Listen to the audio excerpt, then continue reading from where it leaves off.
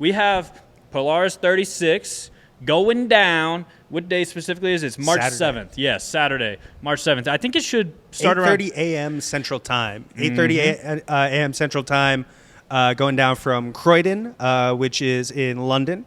Nice. Yeah, three You got like a London accent in your bag or a British accent? Not one that I want to put out there for everybody. Not one to live in infamy on the internet forever. And I've done some stupid stuff on this show, so that should really tell you what territory we're walking through right now. 3 title fights, Kendall Rusing versus Annabelle, Gianni versus Owen, and Shai Garana, who won a qualifier bracket, is going to take on Ethan Krelliston. Solid mix of super matches. There's no squads event this time. This one's more like a WNO. Yeah, straight up super fight show. And going to be some awesome action, man. There's a reason that Polaris has the reputation of being the best super fight show in the UK, in Europe.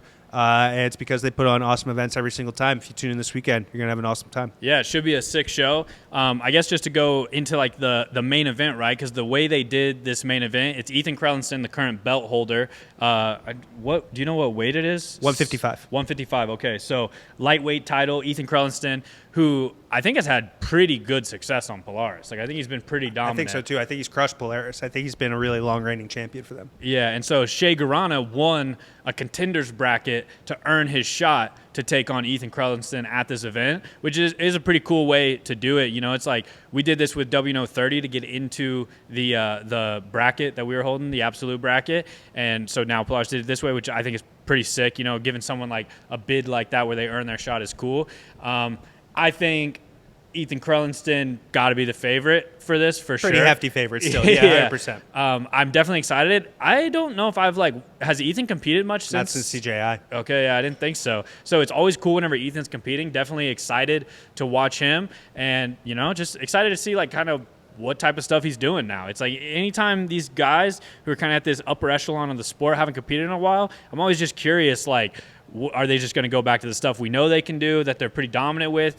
Has Ethan been working on certain things that he's going to showcase? You know, it's like there's a lot of potential for like cool new technique to emerge from these situations, which I kind of think maybe could happen in this match.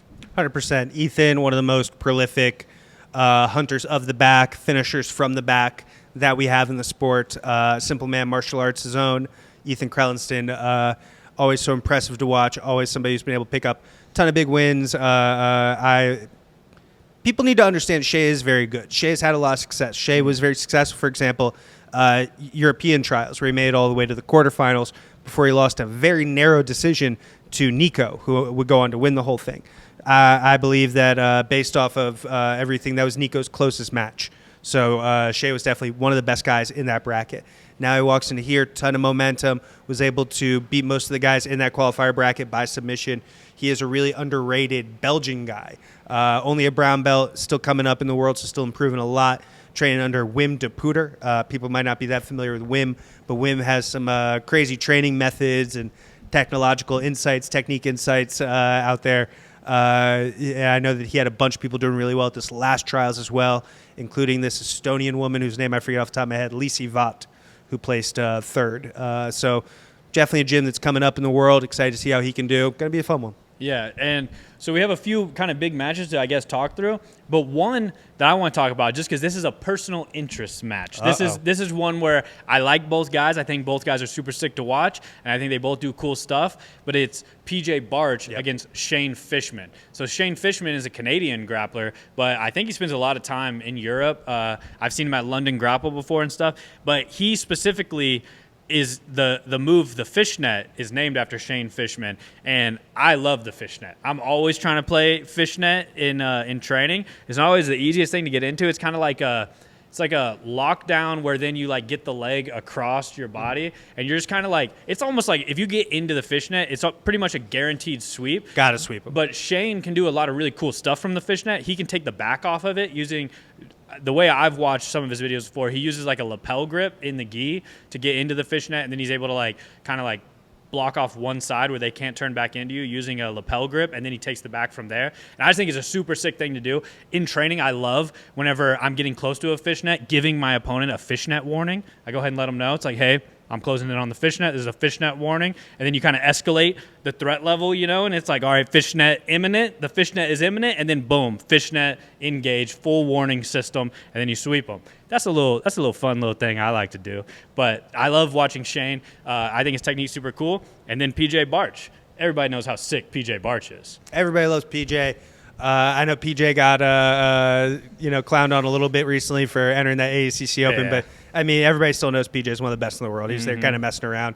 Got caught in a little shootout, being playful, being a little playful guy. This is the P in PJ stands for playful. There you go. This one not going to be such a playful guy coming in. Always super professional, always super prepared. And I think that we're probably going to see one of the best versions of him, right? PJ's a guy who I'm always excited to see a little bit more often. I'm excited to see the technical innovations that he does, super CLA focused at this point.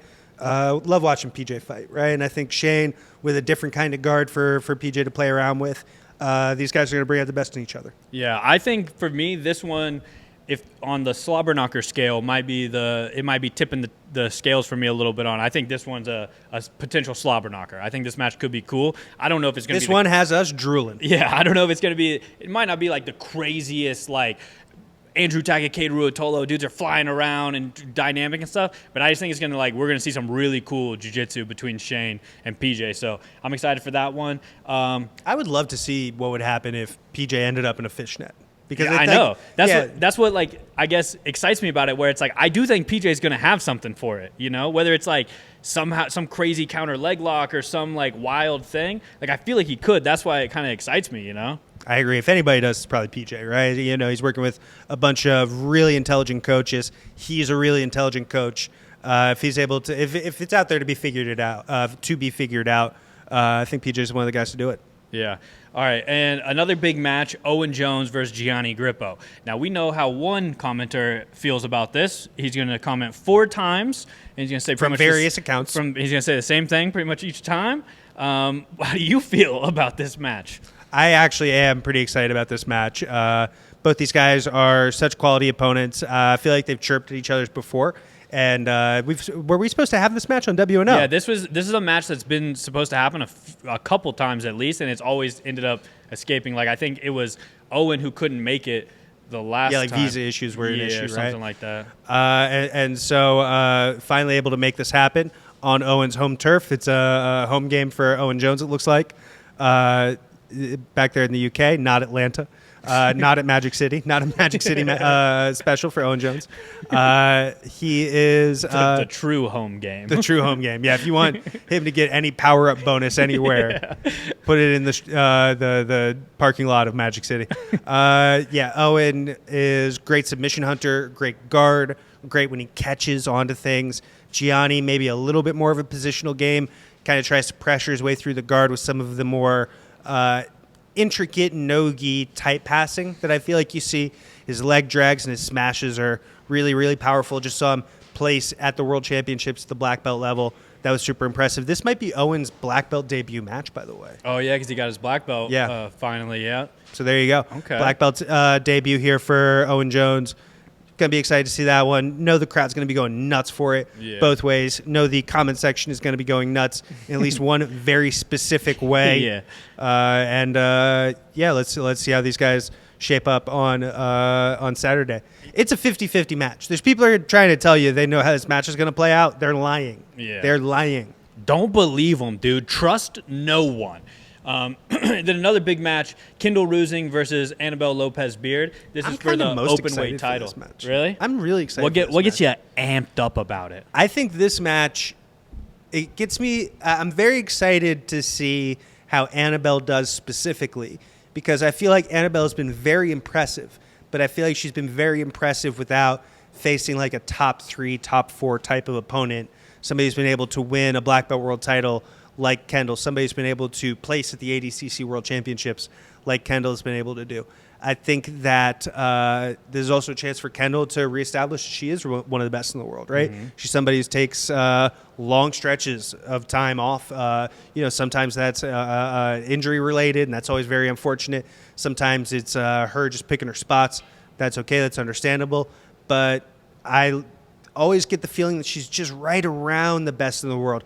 but is never able to finally put herself over that and stamp it that she is the dominant number one force. She's always just kind of stuck in that pecking order up there where it's a little bit hard to tell. I think whoever wins is going to make an enormous statement, especially an enormous statement right before ADCC. I think whoever wins this match, I think, is announcing that they're going to be a huge factor and one of the favorites at ADCC. If Annabelle can win this, she can win ADCC. Yeah, and so this is Kendall's return match since 2024, right? I don't think she did she compete at all in 2025? She did Nogi Worlds, I think, in 2024 as well. Okay. But I don't think she competed in 2025. Or no, she was supposed to do Nogi Worlds, but then she didn't. She might have done Nogi Worlds in 2023.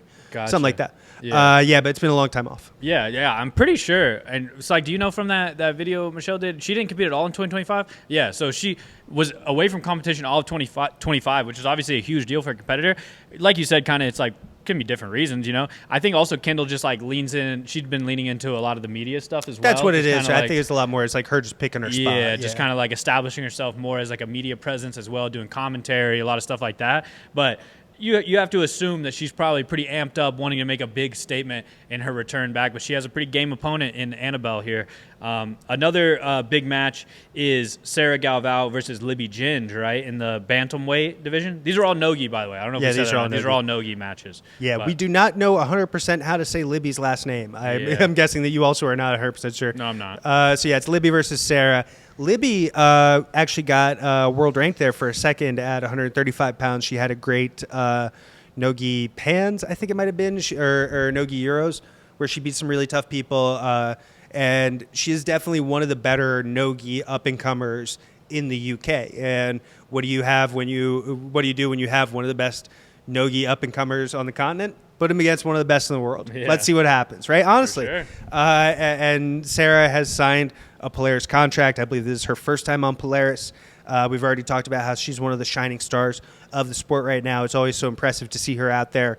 And there's going to be a chance to see her in a new context, a new little format in the UK. Excited to see this, her and Libby. Definitely. And then the final super fight on the main card is going to see Ross Nichols and Sam Gibsons, a couple OGs in the UK scene. Ross Nichols, an ADCC veteran, been holding it down on the UK scene for a long time.